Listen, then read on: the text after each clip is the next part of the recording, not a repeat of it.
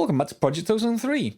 And while we're going to have a bit of a break from blood magic today, I did want to cover a couple of quick points just to make sure that you know about them, and one's very, very important. Number one, make sure you put your blood orb into your generating altar. This is automatically generating now, but you need to top off your your life point network, because the Well of Suffering, once you activate it, will start draining from the network, so you need an upkeep. Otherwise, you'll run out, and if you run out, you will start walking around and wondering why you start to take damage. Yeah, that in the blood magic mod packs, that tends to be why you tend to run out of life points.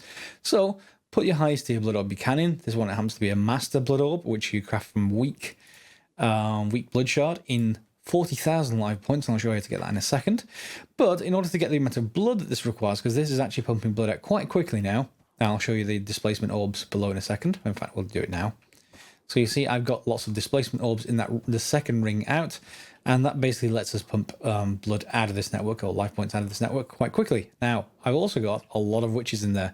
The powered spawner will not generate that many, so I just went over to the duplicator, put in basically the witch imprisonment tool, and duplicated some witches and just put them in soul vials, brought them over here, and just clicked on around about there, and they just drop down into the room and keep going. What I may well do is move that powered spawner later, because it's not really useful. What I could do if I wanted to, well, not cheese this, but if I wanted to improve it, put that powered spawner in a room with a Draconic Evolution portal below it. The witches would spawn, drop down, and then hit this location in this room. So this would gradually just fill up with witches quite quickly. But I'm not going to worry about that just yet, because I can just put them across with manually with soul vial. So probably about 20 to 30 witches will do you just fine. And you put a sound muffler in because, yeah, they're noisy. But they're fine in there. They've got no problem. They're basically regenerating themselves constantly. And we are getting constant supplies of life points. Now, over here, I've made some changes to the crafting altar. It's currently just automatically crafting. If we have a look at how many buckets of life essence we've got, 938 buckets, which is pretty good. And yeah, it's good, certainly good enough for now. And this altar has got 66,000 capacity now. Now, last time, if you remember, it only had about 10,000. So I put in the third ring being capacity runes, regular capacity runes. They add flat 2,000 life points per capacity rune, and mid-game, they're sort of the best option. Later game, we move to these, and this is why I've started crafting the next ring out, which is the tier 5 altar. You need 4 beacons. Beacons don't need to be activated as far as I know, so you just put them in the corners, and then you fill in the runes around here. So I'm going to be filling in the augmenting capacity runes all the way around, and it's something like 50... hang on, is it about 54, 56 of these? And they require a lot of buckets, basically, and a lot of slates. So we can just leave this, because it's fast enough now, I think. Yeah, it's dropping a little bit, but it recovers when it stops crafting. So yeah, we'll see how that actually gets on. But in our system now, if we just go across slates, you'll see I've got a healthy supply of each kind. And if we just go to, let's say, the imbued slate, we can just craft some capacity runes. So let's say 5 of those. And then if we just go to demonic slate, we can craft a few things. We need a couple of things for a previous tier. So we need 1 speed rune, because we're going to want to need 1 acceleration rune. Not that I actually need it, but I just want to keep it because it's part of the quest. And the same thing with a charging rune, maybe. I assume charging rune is one of them, and that needs one of the demonic ones as well. A quick tip from a commenter said, yeah, just create another blood orb, but don't link it to yourself, and then it will shift click into recipes. Much better as far as I'm concerned. And here we have all the runes, the runes quests. So the only one left that I don't have yet is Rune of the Orb. Rune of the Orb. And you require 3 different blood orbs. Okay.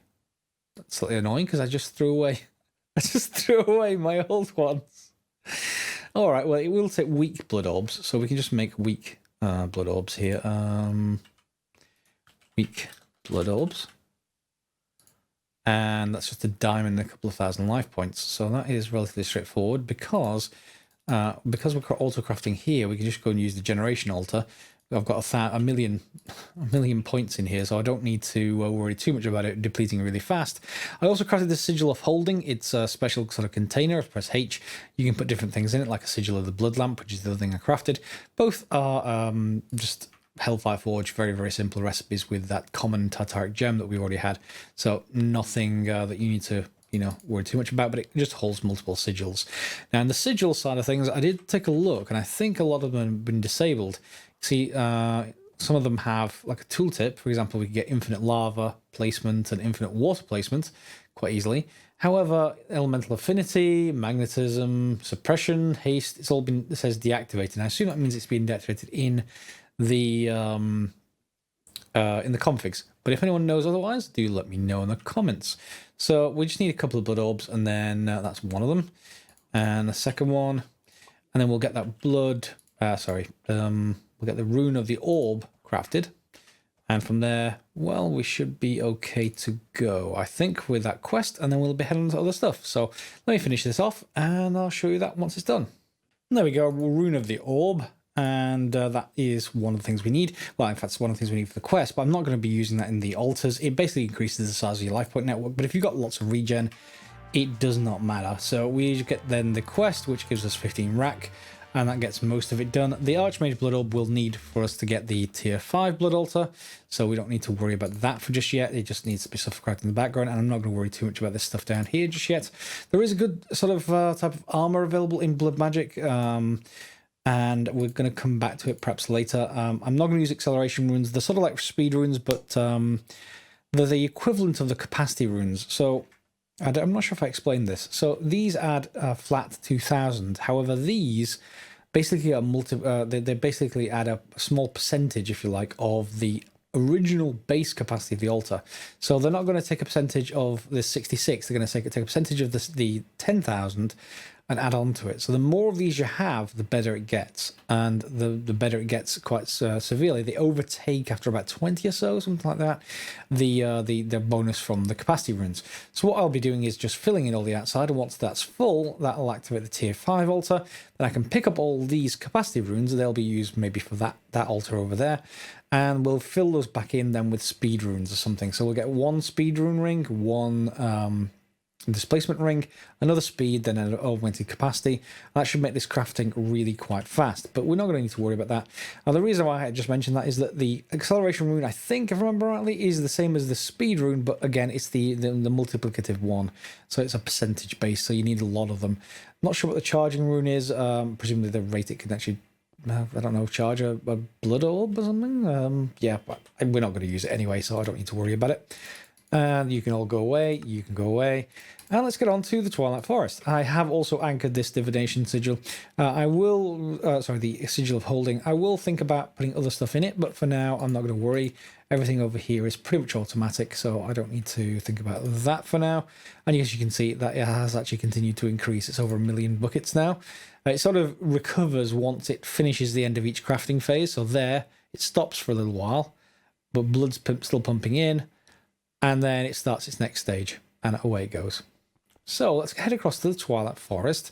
And I'm not sure if I show killing a Naga on screen. I do actually want to craft another dislocation home. Dislocation. It used to be called dislocation charm. It's just called a dislocator now.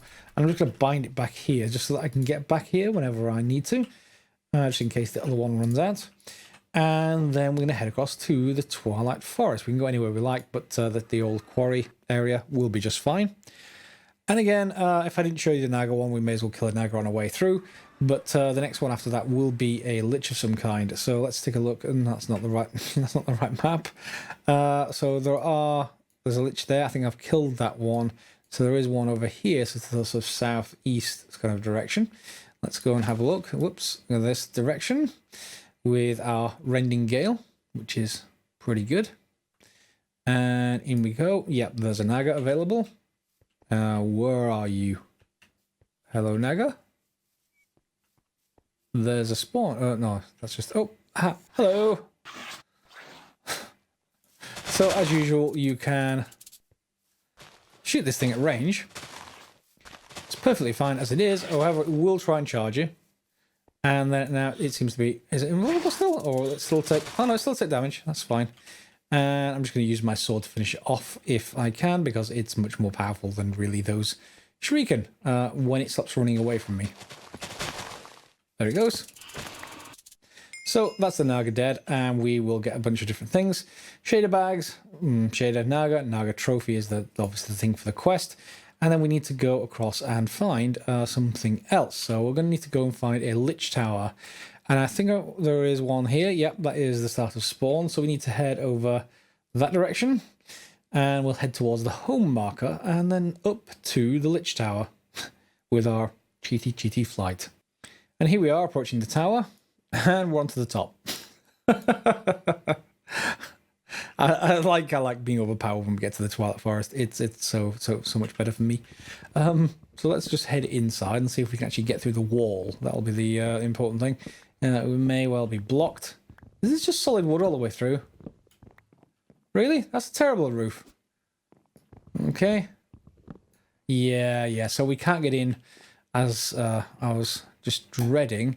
So we do have to actually navigate some of the tower unless we can find an external door of some kind that will let me in. Let me have a look around for one and we'll see what we can find. Will you let me? Oh. Well, I can certainly get into there. Okay, let me head in and see what I can actually find. We want to head to the Lich Room at the top, and the Lich Room was a sort of a game of batting something back to hitting the Lich. Oh no, we can get in there. That's actually pretty close to the top. Cool. So I'm going to head into this little library area. And I'll see you at the boss. As it turns out, this little library area happens to be right next to the boss room. So I have just a couple of blocks I can break there, and that's the boss room itself. So we need to go in here and fight it. Now I always need to remember how to actually fight the thing. So let's just give it a go and see how it goes. We're just going to pop in. Oh, yeah, you're invulnerable. And can we get you to hit one of your friends? Yeah, mostly this is just redirecting the sort of green balls back towards him. And that will do more damage, but you know, it's just a bit of reactions. And it'd be nice if I can actually hit him constantly. There we go. Twilight Lich. Yeah, it's an ad phase. I've got to get rid of all of you. You are vulnerable, and down you go. Okay, so we have killed the Lich. So the next boss up is the Minor Shroom, and it's time to go find a swamp in the Twilight Forest and go for a structure like this. It's in the middle. It's a sort of hill, but it's hollow underneath, and you then have essentially a labyrinth down there that we have to solve. And there is ways to get it back up with vines if you choose to. However, in our case, we have other mechanisms for that. However, I probably want to get rid... can I get rid... Why can't I... Is the game going to crash? Yeah, it's not liking me opening stuff. Yeah, that might actually crash. Let me come back. We go down there. We go and find basically the Minor Shroom. It's in the middle of the... not in the middle necessarily. No, I need to actually solve the labyrinth. Okay, come back shortly. And eventually you're going to go down one more level. You can't just dig down. There's bedrock in the way. And you're going to get to this room, which is... the room with the mushroom in it, I believe. Let's have a look. Yep. Oh, that's one. Go away. It's 2 hits. And 3. And you're down. With lots of beef stroganoff. And you need to actually consume one of these to open up the next area. When I'm hungry, that is. I can't do that until then. I guess we could check what's in these chests. Ironwood ingots. We're going to take those. Maze map focus, so you can map out the maze if you get some other bits and pieces, but I'm not too worried about it. Steel leaf stuff we'll take. And that's pretty much it for now, I think. Yeah, steel leaf boots and TNT. Which, if you're not careful in this maze, you have some issues with. And then we'll just unload all this into our system and prepare for the next boss, which is the Hydra, I think. We need to go into the Fire Swamp to find Hydra. And here's the Fire Swamp entrance. We're going to want to eat some of this stuff, and we should be able to get in. Yep, there goes the effect. It disappears. And this... is that infinite food, then? Yeah, I suppose it is infinite food. In any case, unless it uses a couple of... yeah, you know, a couple of uses, then disappears. But we're going to get to the Hydra area, which is, well, in one of these. Yep, it's usually a half hill or so. Oh. Okay, I'm getting rubber banding while everything loads. Let's just walk in there, shall we? And let's see if we can actually have a bit of a go at a Hydra. There should be half a hill. Yeah, it's like a cave-ish. There we go. Hello, Hydra.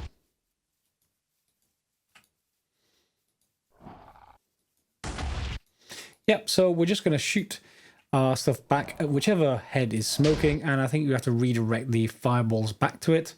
Yep, so, well, whichever one is... Yeah, there we go. Whoop. Ah! Go away, ghoul. Don't want you. Should get another head growing. Yep, and then we get the same thing. We can damage it, whichever head is breathing fire right now. And there we go. Another one down. Ah, more zombies.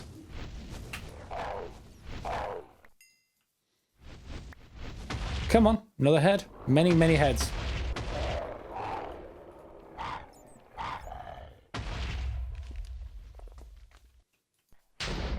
There we go. Slaying a Hydra. Not too hard when you have really high damage shuriken. And again, now we're in the Dark Forest. There's an area we, well, probably can't get past without taking some kind of damage. But let's just take some of this fiery blood. Can we actually drink any of it? No? Is it not? Well, maybe we've got to get a little bit hungry first. Let's just take some of these out. Yep, and can we now drink it? No, maybe it's just an inventory item, then fine.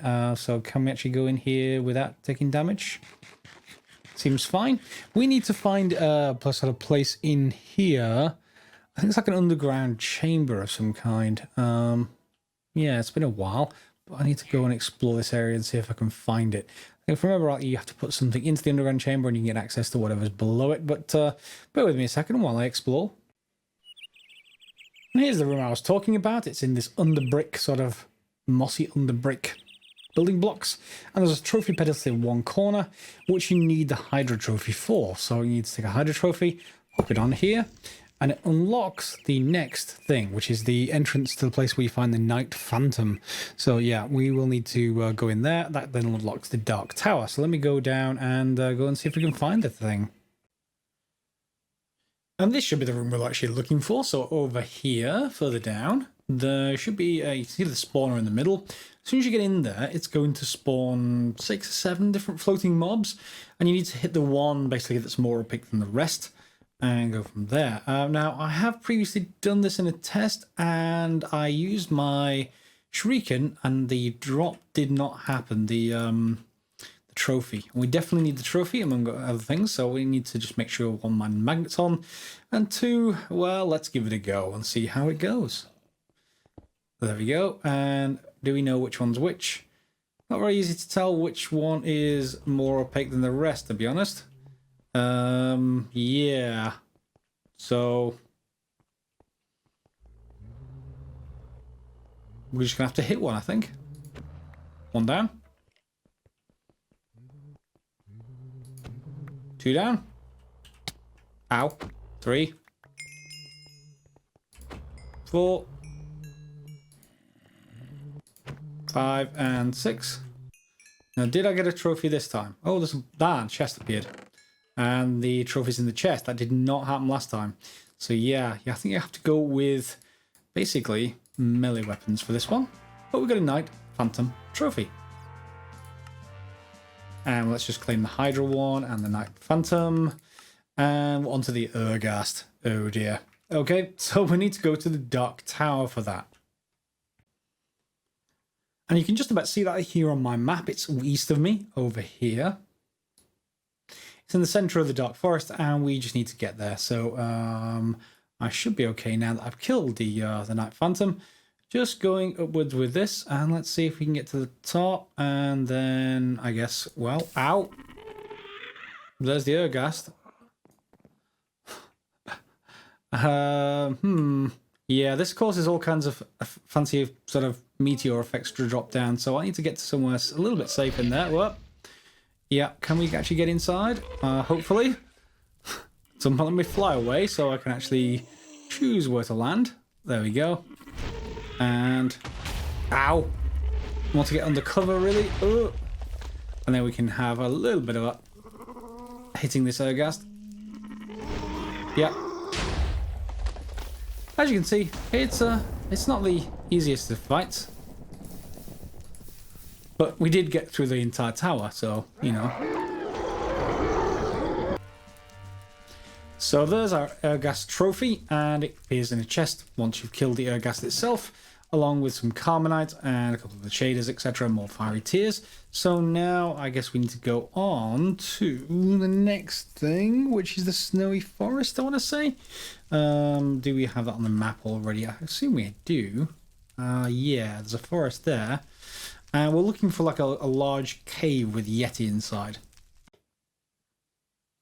Here we are at the Yeti cave. Let's turn on night vision. And let's get rid of a few of you. We're going to want the large one, I presume, is going to be in here somewhere. So let's just get rid of these. Go away. And is there a large one around? Oh, yep, there is. Hi. Oh dear. Okay, let's just shoot the thing from range. Okay, can I get rid of you? Yep, we can. And then hopefully I should get some kind of reward trophy or something. Alpha Fur. I think the Alpha Fur will let me get into the next area, I would assume. Yeah, the Yeti Alpha Fur. Ah, go away. There we go.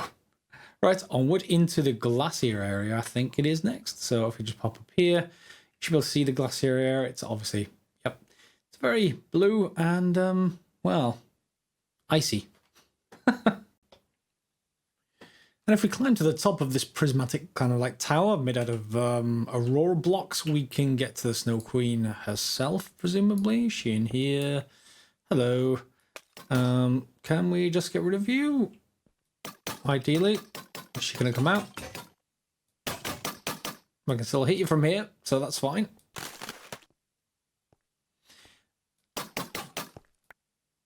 Oh, halfway down.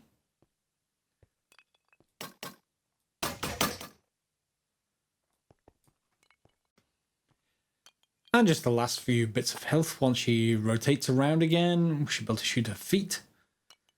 Well, she's just designed to do an attack, which is completely useless as far as here is concerned, because we're standing outside the room. There we go. Maybe one more.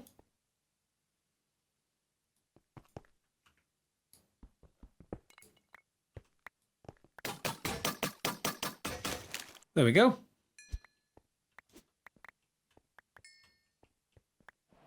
Is there another chest in here? Nope, just the trophy itself. That's fine.